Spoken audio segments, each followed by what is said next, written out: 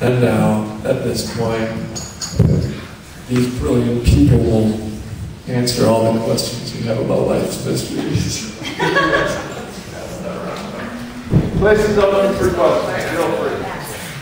I've got a question for Sue. I've seen you perform 3 times, totally blown away by your harmonies. You're definitely a world-class A player. And now I find out spoon also. I mean, it's really amazing. I mean, this band is so tight and so good. This is the best thing I've ever seen in a small room. And I'm wondering, because I have to, I'll phrase this as a question now, or I get kicked off Jeopardy. Are you trained in this harmonies, or is this by ear? Is this just natural genius? Tell me about it. No, I didn't. It is my grandma laundry. I tried to figure it out one day, and it had to be her. And yeah, she did harmonies. Where she learned them, I don't know. Dad, you know? But she could do a really great Charleston too, so she taught me how to do that as well. Just a little side note. But and then I used to sing. Had forgotten, but I used to sing all the harmonies in all the great bands from the 1980s, you know. And so I didn't even actually realize I had that talent. I didn't even know that I was singing all the harmonies all those years. And then actually when I moved to Racine, I did join the Racine Choral Art Society, and I sang second soprano. And so that was kind of a compliment to soprano. So in a sense, I learned a little bit there as well. But yeah, and it's something that's evolving every day. You know, for me, the hardest thing for me was learning mic control. And Bill helped me a lot with that, and the band, but because my voice can get really loud at certain points and really soft at others, so that for me was even more challenging. It really works. Thank you so much. I appreciate that, because oftentimes I feel like, you know, harmonies, it's like a lost part or something, and I'm trying to keep it alive and have dignity while doing it. And you know, I do love percussion as well, so I try to incorporate that as much as I can with the band. Okay. You guys ever tried to steal anything from Dusty Springfield? No, but we have been told that before to do a cover of Dusty Springfield songs. Is that what you're asking? Yeah, I guess that's what I'm asking. You know, what's weird is that I don't even listen to music. I really don't. I just don't listen. I mean, I did when I was really young. But I don't know. I just don't listen to music. It just never occurs to me. It just never occurs to me to listen to music. It's really weird. And I listen to classical music constantly all day long, because I have kids and other people in my life, as everyone does, and I can't stand all the people sometimes talking to me. And so I just like to listen to classical music, just instrumental music. So I'm a classical music buff. And I think it's because I already have so much going on in my head that I can't listen to this and music at the same time, so.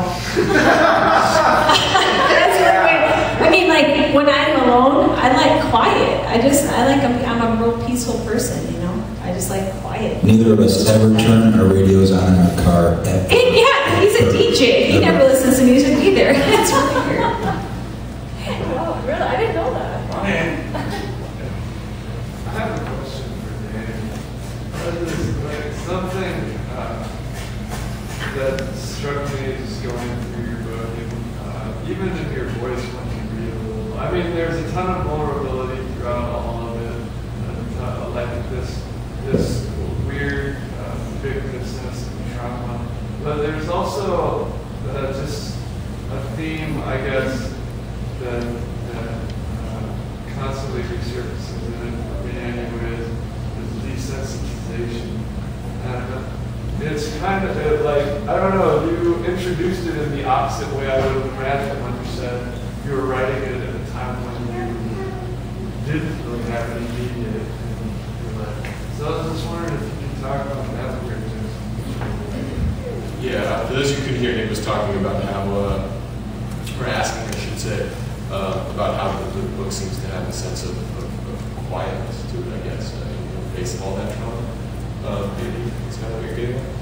Well, and also, I guess I use the word desensitization. Part of what I mean by that is just like really horrible things keep happening to this character in the book, and no one seems surprised. Like no one reacts to it. Like it's just normal. Yeah, I think maybe that's because that's, again, for being, how do I phrase this? For lack of a better word, that's how I felt at the time. That's how I felt during the wars that are still going on, during the economic problems that are still going on. It gets to a point where, if we want to bring it up to today, there was horrific tragedies in Japan over the last couple of weeks. And we're all sitting in a room, listening to music and laughing and smiling and having a great time. We turn away from it. I remember when Katrina happened, that you were talking about not listening to music, I just turned off the television. And I knew it was happening. And I avoided it in a sense. And that wasn't the best way to deal with it. But for me, sometimes if I let it overtake me, my bowels erupted and I started vomiting, and nobody wants to see that. And I think that what I was trying to do with this book, and hopefully it was successful, was to have that calmness in the face of such danger and such trauma, not to suggest that you can overcome it, but on the opposite side, that maybe if we sort of show people just how horrible it is that we're not reacting, maybe that will cause a reaction. Does that make sense? Yeah.